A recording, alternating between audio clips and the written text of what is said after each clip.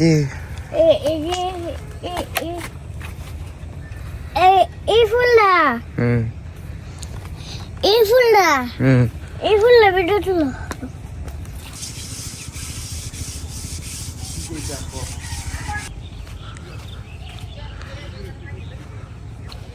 আসসালামু আলাইকুম, আশা করি সবাই ভালো আছেন। আজকে খুব সকাল থেকে এত কুয়াশা, তো এত ঠান্ডার মধ্যে ভাবলাম যে আজকে একটু যাও বাদ করি, মানে যেটারে ফেনা বাদ বলে আর কি।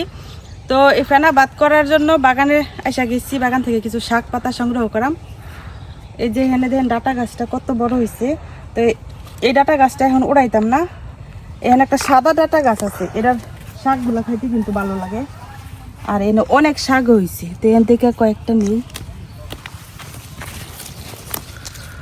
এর ভিতরে একটা মরিচ গাছ চাপা পড়ে গেছে।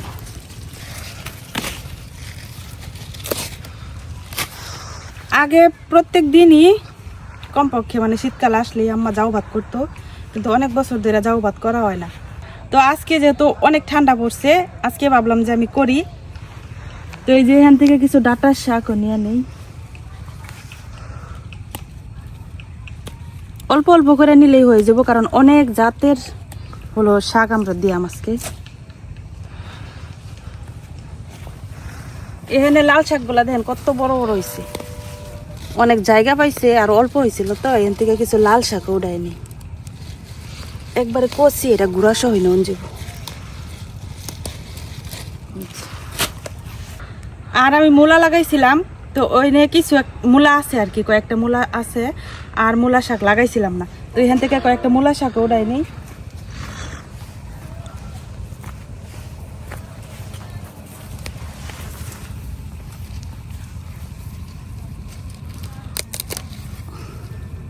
মূলা গাছে যে ফুল আইসা যেতেছে, এখন শুধু পাতাটা নিয়ে আমার কি।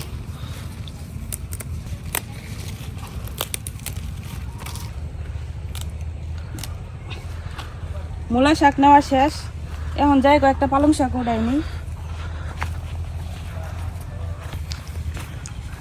পালং শাকের মধ্যে ওই যে ফুল আসা শুরু হয়েছে, আর ভিতরে যে আমি একটা দুইটা উচ্ছে গাছ ছিল, তো এগুলা কিন্তু লতায়া একদম বাইরে বাড়িয়ে গেছে।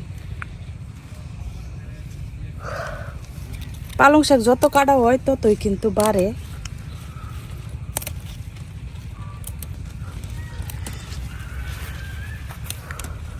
সকালবেলায় কুয়াশা পইরা একদম সব শাক ভিজে রয়েছে। একটা পালং শাক আছে, শীষ পালং নাম, ওই গাছটা অনেক দিন পর্যন্ত থাকে আর এত বড় হয়, কিন্তু আমার এটা কি পালং আমি জানি না। শীষ পালং হলে তো ভালো হইতো, একদিনে গাছ রেখে দিলে সারা বছরই খাওয়া যায়।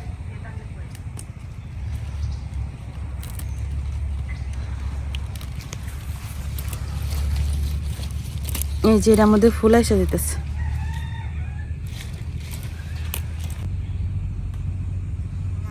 শাক তুলতে যাইয়া একবারে হাত ভিজা শেষ, আর এত ঠান্ডা পানি। আজকে সকাল থেকে এমন কুয়াশা পড়ছে, আমরা এখন একটু একটু রোদ উঠতেছে। তো যে শাকগুলো উঠাইছি হয়ে যাব, এখন যাই কয়েকটা সিম উঠাইয়াম আর লাউ শাক কয়েকটা উঠাইয়াম। কি সরিষা দেন, কি সুন্দর সরিষা হয়েছে, একদম গাছের গোড়া থেকে আগা পর্যন্ত সরিষা হয়েছে। তো ওই দিকে অনেক সরিষা, মানে আমি তো ভাবছিলাম অল্প গাছ লাগাইছি হয় কি না, তো শাকও খাইছিলাম না মায়া কইরা। তো এখন দেখা যায় যে অনেক সরিষা হয়েছে, এই সরিষাগুলাই আমার এতগুলো হয়ে যাব, সারা বছরই আমি খাইতে পারাম। আর এইদিকে সরিষাগুলোতে ওই যে গাছ ছোট ছোট কিন্তু ফুল এসে গেছে।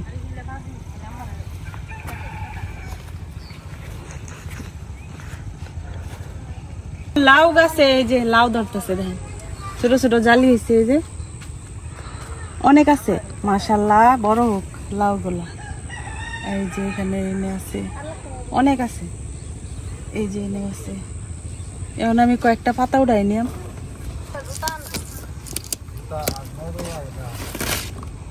কত বড় বড় পাতা,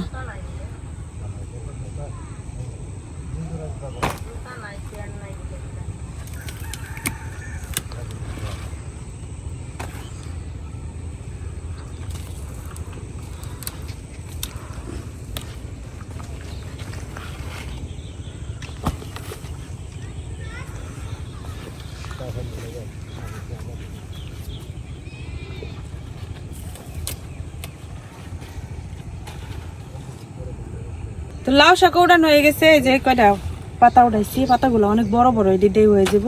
এখন যাই গাছ থেকে কয়েকটা সিমও উঠাই আনি। কি খিদা লাগছে রে। আহা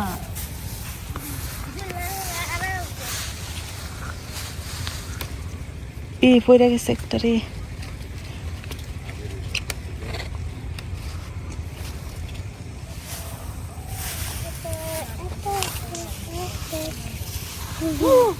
মানে গো ঠেঙ্গা দিয়ে দিলাম।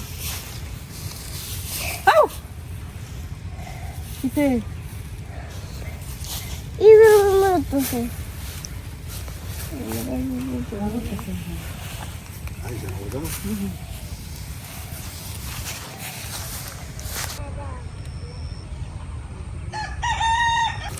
এই যে এই কয়টা সিম উঠাইছি, এটি দিয়ে হয়ে যাব।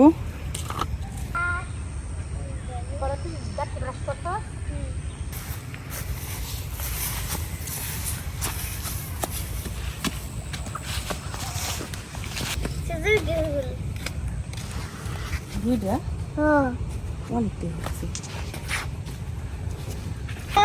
হ্যাঁ মাথা ব্যথা গেছে মাথা ফেটে গেছে। এটা দেখে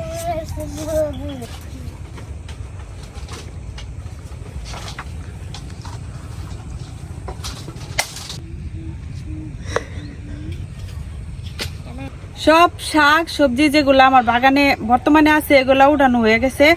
এখন মনে পড়লো যে আমি যে টক পাতা গাছ লাগাইছিলাম, এই গাছের মধ্যে কিন্তু ফল হইতেছে। তো দুইটা টক পাতা ফলও নিয়ে আই, মানে বিশেষ করে হইতেছে টকটা জলপাই টলপাই দিয়া খাওয়া হয়।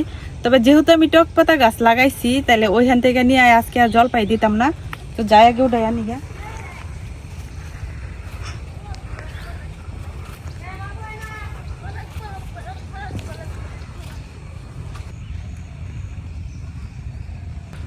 টক পাতা গাছের মধ্যে ওই যে ফল দেখেন ছোট ছোট, এখন তো ফল নিতাম না, কয়েকটা পাতাই উড়াই লয়ে যাই, ফলটা একটু বড় হোক।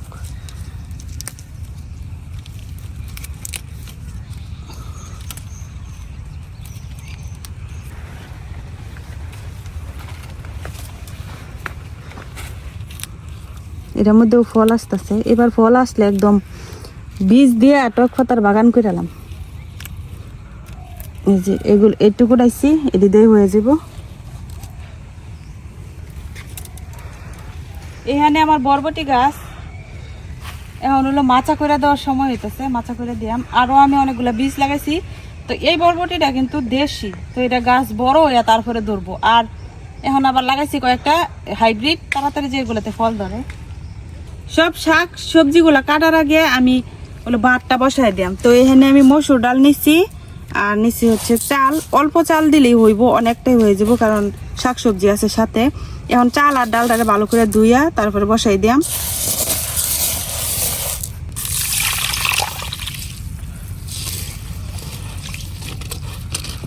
হাতের মধ্যে বিলের খামসাডি কালা হয়ে গেছে।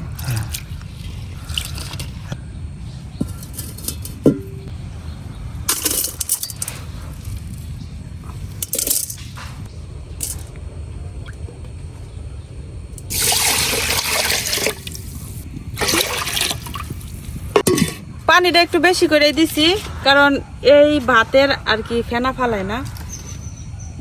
আর আগে আম্মা রান্না করতো যে আতপ চাল দিয়া, কিন্তু আমি আজকে ভাতের চালটাই নিছি, কারণ আতপ চাল ঝাড়া নাই আর কি করে, মানে যে ঝাইরা কুড়া বাইর করে তারপরে হলো রান্না করা লাগবো। এই জন্য আমি সেদ্ধ চালটাই নিছি, আর নাহলে আতপ চাল দিয়ে কিন্তু এইটা রান্না করতে আগে।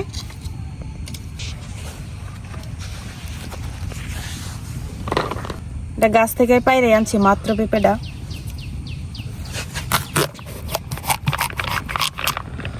যে একদম কাঁচা।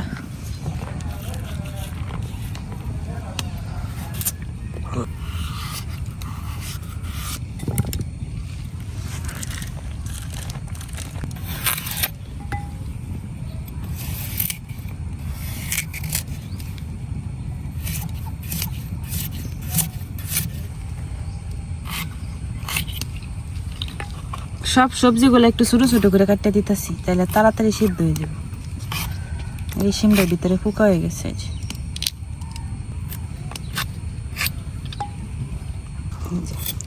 নতুন আলু উঠছে বাজারে, নতুন আলু আনছিলাম, কিন্তু চামড়াই নাই, একদম পাতলা।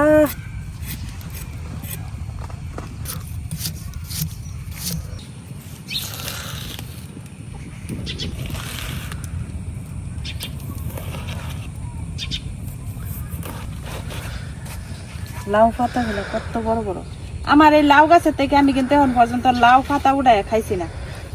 কেলে গিয়া রিয়া যে খালি কয় যে লাউ পাতা তুললা শাক রান্না করে খাইলে নাকি লাউ গাছ মরে যায়। তা আজকে মাত্র কয়েকটা উঠাইলাম, আর উঠাইছি না।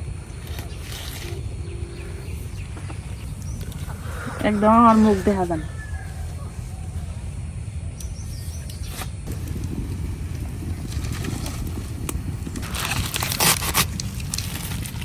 সব শাকগুলা এখন কাটিয়া একসাথে ধুয়েলাম, তাহলে শাকে কোনো ভালো থাকতো না।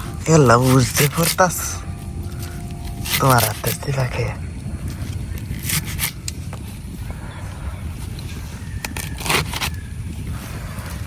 যে কি সুন্দর লাগতেছে, চারখানে দেয় সবুজ, মাঝখানে লাল।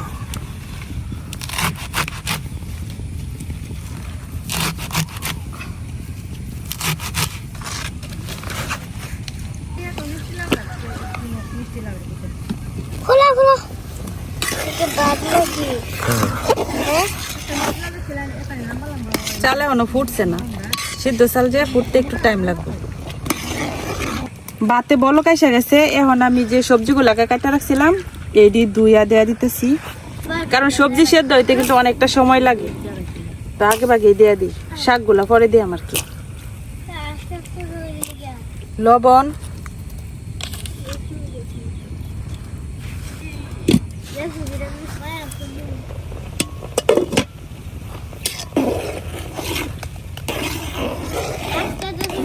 এখন দিয়ে দিতেছি একটা কাঁচামরিচ,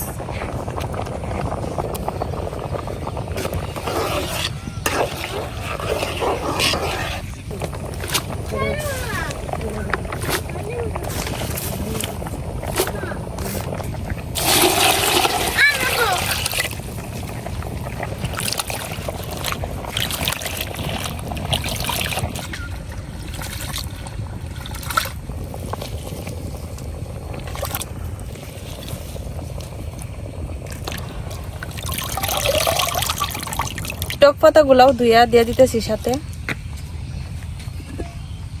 এখন একটু ঢাইকা জাল দিয়াম যাতে শাকগুলা তাড়াতাড়ি সেদ্ধ হয়ে যায়।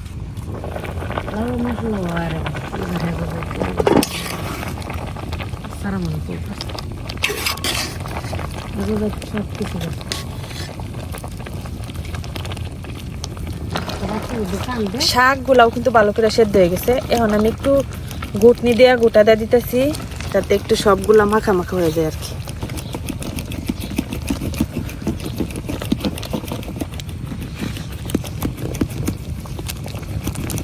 ফেনা ভাতের সাথে খাওয়ার লাগিয়া এই যে 2টা ডিম নিয়ে নিছি, হাঁসের ডিমটা ভাজি করাম। তো আমি আগে থেকে পেঁয়াজ আর কাঁচামরিচ কাটা রাখছিলাম, লবণ, হলুদের গুঁড়া, শুকনো মরিচের গুঁড়া, ধনিয়া, এবং সবকিছু আগে একটু হাত দিয়ে কষলাই নিলাম।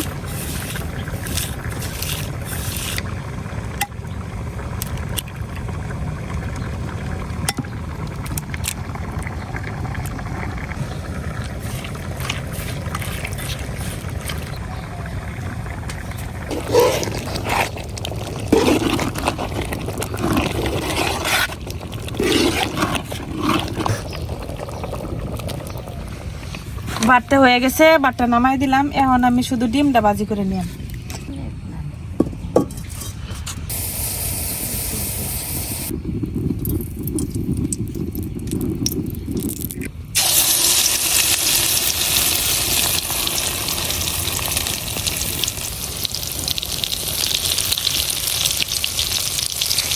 শীতের দিনের ডিম যে একদম জমে গেছে সাথে সাথে।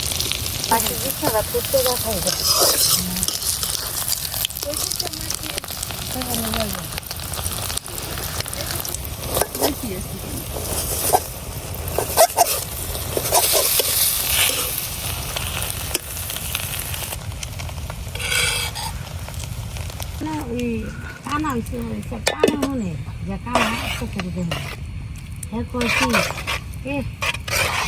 আজকে যে গান্ডি হয়েছে ভাতের চাইতে বেশি হয়ে গেছে শাক। আর যে বইরা আজকে অনেক মজা হইব খাইতে। এক যে নাইস গুলো হয়েছে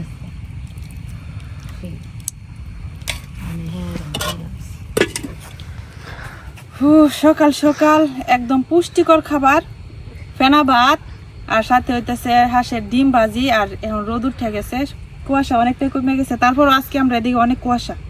তো এই রোদের মধ্যে বসে খাওয়ার মজাই আলাদা। সব সবজিগুলা দেখেন কত সুন্দর করে সেদ্ধ হয়েছে।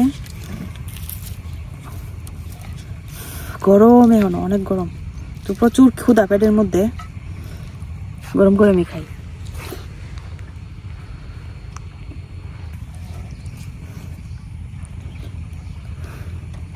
আতপ চাল দিয়া করলে খাইতে আরো বেশি স্বাদ হয়।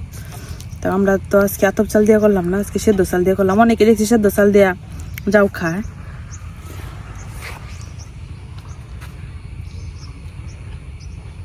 অনেক মজা শীতের দিনে, যেহেতু আমরা হাতে কাছে সব ধরনের শাকসবজি পাওয়া যায়। তো এইভাবে যদি আমরা সকালবেলায় এক মুঠ চাল এক মুঠ ডাল দিয়া শাকসবজি দিয়ে এভাবে রান্না করে খাই, মশলা টসলা ছাড়া, তাহলে যে পুষ্টি আর ভিটামিনটা পাওয়া যাবো এটা কিন্তু অনেক দরকার। অন্যান্য সময় দেখা যায় যে শাকসবজি তেমন একটা পাওয়া যায় না, আর শীতের সময় তো সব পাওয়া যায়।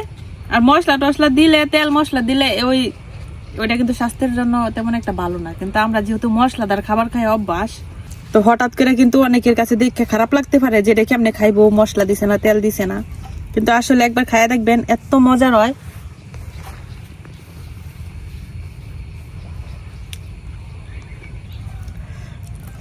কাঁচামরিচ দিয়া মানে বোঝাই যাইতো না যে আমি তেল মশলা কোনো কিছু ব্যবহারই করি নাই।